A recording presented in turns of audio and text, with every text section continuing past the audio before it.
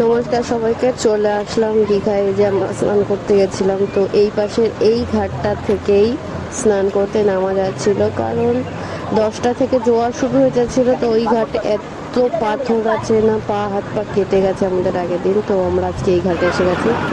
দেখো আমার ছেলে কি খুশি জলে নেমে। আগের দিন ওকে জলে নামতে দেওয়া হয়নি, আজকে আমরা সকালবেলা এসেছি, তখন প্রায় 7:30 বাজে। দেখো কি সুন্দর জল নিয়ে খেলছে না, বাড়িতে আসতেই চাইছিল না, মানে হোটেলে আসতেই চাইছিল না, আমরা সমুদ্রের ওখানেই থাকবো। কেমন খেলছে বালকটা, আর এই যে ঝিলটা যখন আসছে দেখো পেছনটা ঢেউ, এই দেখো বালিগুলো পুরো সরে সরে যাচ্ছে। তো আমি দীঘাতে প্রথমবার গেছিলাম, গিয়ে ভীষণ আনন্দ হয়েছে। আরও আমার বর, আমার ফ্যামিলি সবাইকে নিয়ে ফার্স্ট টাইম আমার ঘুরতে যাওয়া, কত আনন্দ হয়েছিল। এই দেখো আমরা সবাই বসে পড়েছি।